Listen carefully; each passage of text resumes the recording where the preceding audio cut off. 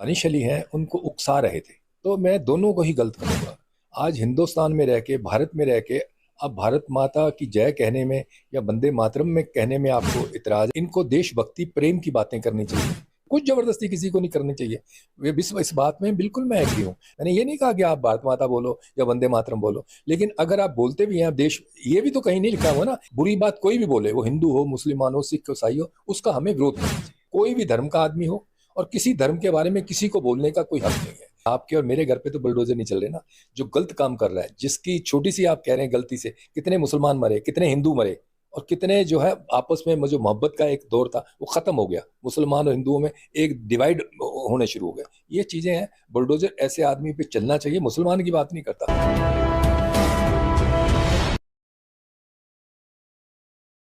आज हमारे साथ मौजूद हैं स्वामी चंद्रदेव जी महाराज। स्वामी जी अपने बयानों को लेकर अक्सर चर्चा में रहते हैं। तमाम मुद्दों पर, सामाजिक हो या धार्मिक हो, अपने विचार रखते रहते हैं। तो आइए आज इनसे बात करेंगे संसद की स्पेशल सेशन में कुंवर दानिश अली के साथ जो घटना हुई उसके बारे में। स्वामी जी क्या कहना चाहेंगे इस बारे में? साचे दरबार की जय। संसद में जो भी हुआ वो बहुत बुरा हुआ। गाली गलौज करना एक पढ़े लिखे आदमी, और वो भी संसद के लिए ठीक नहीं है। मगर किन कारणों की वजह से ये हुआ, मैंने ये भी काफ़ी लोगों से बात की, लोग आए भी मुझसे मिलने। मैंने एक दो वीडियो भी देखा कि मिस्टर जो दानिश अली हैं उनको उकसा रहे थे। उनको उकसा रहे तो कोई ऐसी बातें कर रहे थे जिनकी वजह से ये हुआ, वारदात हुआ। और कुछ ऐसे वीडियो भी आए जिसमें कि दानिश अली जो जय भारत माता की जय बोलने पे लोगों को से लड़ रहा है, झड़ रहा है। तो मैं दोनों को ही गलत कहूँगा। आज हिंदुस्तान में रह के, भारत में रह के, अब भारत माता की जय कहने में या वंदे मातरम में कहने में आपको इतराज़ है, जबकि आप संविधान के थ्रू ओथ लेके जो है पार्लियामेंट में जाते हैं। ये दोनों बातें गलत हैं। मैं इन लोगों से चाहूँगा कि ये जितने एमपीज और एमएलए और मिनिस्टर हैं, ये हमारे बच्चों के, हमारे स्टूडेंट के, हमारे नौजवानों के रोल मॉडल हैं। तो इन रोल मॉडलों को ऐसी बातें नहीं करनी चाहिए। ऐसे गाली गलौज और बदतमीजी और ऐसी बातों से बिल्कुल दूर रहना चाहिए। इनको देशभक्ति प्रेम की बातें करनी चाहिए। मैं सबसे जो रिक्वेस्ट करूंगा कि आप देशवासी हैं, भारतवासी हैं, भारत के बारे में बात करो, भारत के बारे में अच्छा सोचो, अच्छा करो, और आने वाली जो पूरी पीढ़ी हैं, जो आपकी जनरेशन है, उनको एक अच्छा मैसेज दो। स्वामी जी आप कह रहे हैं कि वो भारत माता की जय नहीं बोल रहे, वंदे मातरम नहीं बोल रहे, लेकिन ये संविधान में कहीं नहीं लिखा कि आपको भारत माता की जय बोलना होगा, वंदे मातरम बोलना होगा। ये तो, और किसी से आप जबरदस्ती नहीं बुलवा सकते हैं, ऐसा भी नहीं, लेकिन जबरदस्ती बुलवाया जा रहा है, आजकल देख रहे हैं हम। नहीं नहीं नहीं, मैं ये नहीं कह रहा कि, मैं उनको कह रहा कि जो लोग बोल रहे हैं ये उससे लड़ रहा है। दानिश अली जो मैंने वीडियो देखा, मैं ये नहीं कह रहा किसी को जबरदस्ती, कुछ जबरदस्ती किसी को नहीं करनी चाहिए। वे विश्व इस बात में बिल्कुल मैं एग्री हूँ। लेकिन अगर आप कोई बोल रहा है और आप उसके अगेंस्ट कर रहे हैं, जो उससे लड़ रहे हैं, ये अच्छी बात नहीं। मैंने ये नहीं कहा कि आप भारत माता बोलो या वंदे मातरम बोलो, लेकिन अगर आप बोलते भी हैं आप देश, ये भी तो कहीं नहीं लिखा हुआ ना संविधान में कि कोई भारत माता बोले या वंदे मातरम बोले आप उसको रोको, उसको टोको और उसको गालियां दो। ये भी ठीक नहीं है।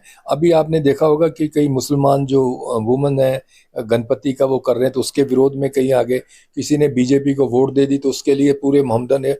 मोहम्मदन को चाहिए, मोहम्मदन जो आज 70 साल से पीछे क्यों रह गए एजुकेशन की वजह से। और मैं ये चाहूंगा कि इन सबको जो मुद्दा है, जो मोदी जी कर रहे हैं, सबको, सबके अभी जितने हुए हैं, आपने देखो जो शौचालय बने, गैस का हुआ, सिलेंडर हुआ, जब मकान बने, वो कोई भेदभाव से थोड़ा हुए हैं। कभी हिंदू के लिए हैं या मुसलमानों के लिए हैं, तो सबके लिए ही दिए गए हैं। संविधान में सभी लिखा हुआ है ये। तो इसमें कोई बुरी बात नहीं। अच्छी बात कोई भी बोले उसका जो है ना इज्जत करनी चाहिए। बुरी बात कोई भी बोले, वो हिंदू हो, मुसलमान हो, सिख हो, ईसाई हो, उसका हमें विरोध करना चाहिए। नहीं, मैं तो उसके खिलाफ हूँ। किसी धर्म के बारे में बात ही नहीं करना चाहिए। देखिए, मैं कह रहा हूँ कि इस भारत में रहने वाले हर भारतीय हैं। आपने चॉइस थी ना आपके पास, आप पाकिस्तान जा सकते थे, आप हिंदुस्तान में रहे। तो हिंदुस्तान की जो जो चीजें हैं उनको आपको मानना चाहिए। इसीलिए तो आप हिंदुस्तान में रहे ना। यहाँ शरीयत ला तो है नहीं, ये कानून का ला है, संविधान का ला है, और बाबा साहब अम्बेडकर ने बनाया हुआ है, उस पर चलना चाहिए। और किसी को जबरदस्ती करनी नहीं चाहिए। तो संसद में तो ऐसा कुछ नहीं होता है, कुंवर दानिश अली उनसे कोई भारत माता की जय कह रहा था तो नहीं उसको नहीं रोक नहीं, रहे थे, मैं संसद में तो सब कुछ नॉर्मल ना चल ना रहा था। मैं ये नहीं कह रहा कि, मैंने ये कहा कि उनकी जो जो सोच है उनकी दानिश अली की, वो इस किस्म की है। वो अपने आप को कुंवर समझता है और सबको जो समझता है बेकार है। ये मैं कह रहा हूँ, मैं ये नहीं कह रहा कि संसद में रोक टोक टोका टाकी चलती रहती है एक दूसरे के सवाल। कोई भी गलत अफिशाल जो गलत बात है, जो संविधान के अगेंस्ट है, जो पार्लियामेंट के अगेंस्ट है, जो पार्लियामेंट लैंग्वेज के अगेंस्ट है, वो नहीं बोलनी चाहिए। कोई भी धर्म का आदमी हो और किसी धर्म के बारे में किसी को बोलने का कोई हक नहीं है। आप हिंदू हैं, आप मुसलमान हैं, आप अपने घर में नमाज पढ़िए, आप हिंदू हैं, आप घर में गीता पढ़िए। आपको किसी बाहर पे किसी को थोपने की जरूरत नहीं है। रमेश धूड़ी के बारे में क्या कहना चाहेंगे? रमेश मधुड़ी ने जो वहां बात की वो गलत है। संसद में ऐसी अल्फाज बोलना बहुत गलत है, इससे गलत मैसेज आता है और ये बहुत बुरी बात है। सरकार से क्या मांग करते हैं आप? रमेश धूड़ी के खिलाफ कार्रवाई होनी चाहिए या नहीं होनी चाहिए? रमेश बदूड़ी के अगेंस्ट नहीं, मैं चाहता हूं कि सरकार को चाहिए ऐसे आदमी जो कि हमारी गंगा जमुना महबूब जो तहजीब है उसको खराब करना करें, जहां आपस में बांटने की बात करें, कोई भी हो उसके अगेंस्ट सरकार को कदम उठाने चाहिए। हमने देखा कि स्पीकर ने रमेश धूड़ी को सिर्फ चेतावनी देकर छोड़ दिया। मतलब चेतावनी देकर मतलब ये है कि आपने एक मौका उनको और दे दिया कि आप एक बार और बोल सकते हैं, उसके बाद हम देखेंगे आप पे कार्रवाई करेंगे या नहीं करेंगे। देखिए, इसके बारे में मुझे ज़्यादा नहीं पता कि उन्होंने क्या किया। मैं नहीं, वो सार्वजनिक है, उन्होंने चेतावनी दी है। चेतावनी दी है। अब वो स्पीकर ने किस वजह से, क्या है उनके पास मैटर गया होगा, उसने किस मैटर के हिसाब से ये बात की, मैं इसके बारे में। हमने देखा है अभी हाल ही में राहुल गांधी की संसद में बोलने पर उनको सस्पेंड कर दिया गया। अभी सांसद क्या कहते हैं संजय सिंह को, राघव चड्ढा को सस्पेंड कर दिया गया। वो कुछ नहीं कर रहे, वो सिर्फ चर्चा की मांग कर रहे थे मणिपुर पर, और यहाँ पे इतना बड़ा घटनाक्रम हो जाता है और सिर्फ चेतावनी दी जाती है। नहीं, इसके बारे में मैं कह नहीं सकता, लेकिन अगर उनको संसद में जो भी बात हुई है ये भी बहुत दुर्भाग्यपूर्ण है और जो स्पीकर साहब को एक कठोर शब्द लेना में फैसला लेना चाहिए, जिससे कि आने वाली जो जनरेशन है और एक सबक चाहे और उनको डर रहे।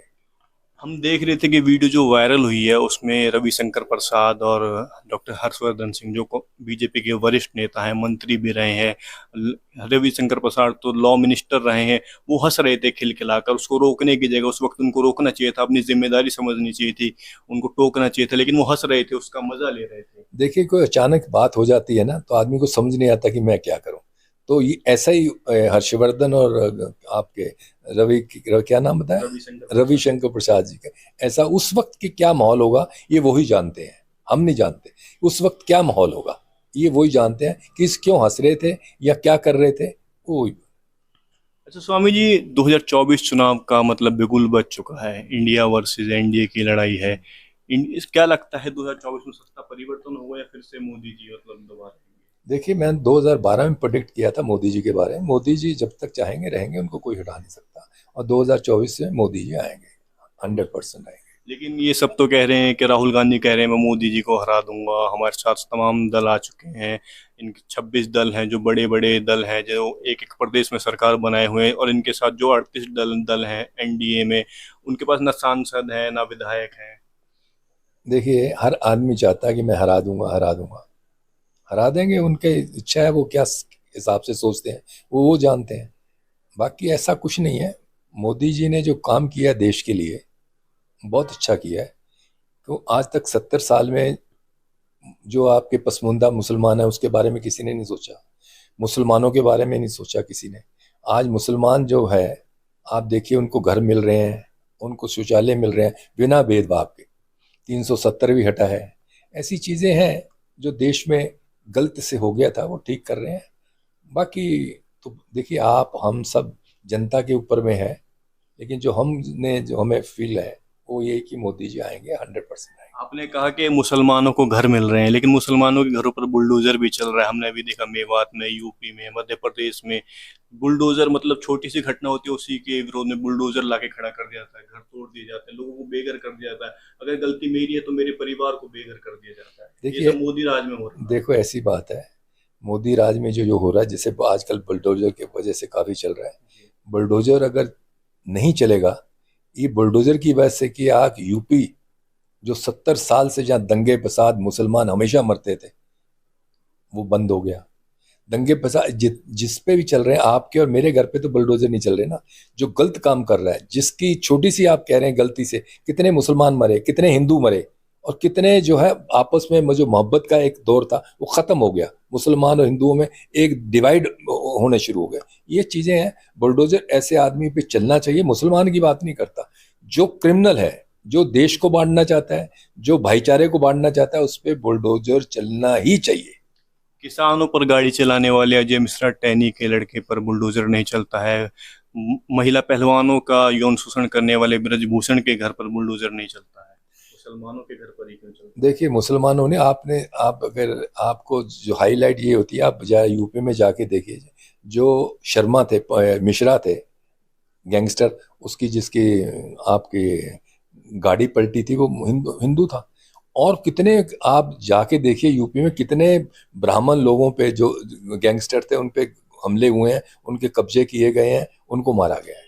तो मैं इस चीज़ के पक्ष में नहीं हूँ, हिंदू मुस्लिम का बांध के कि हम ये बातें उठाएं कि मुसलमानों के क्यों हो रहा है, ब्राह्मणों के क्यों हो रहा है। रही बात टोनी की बात की है, उस पर इंक्वायरी चल रही है, अगर इंक्वायरी में होगा और इंक्वायरी में जैसा होगा उस पर वैसा ही चलना चाहिए, क्योंकि वो अपनी नहीं बता सके ना कोई, जो उन्होंने किया वो पर्सनल लेवल पे किया है या नहीं किया है।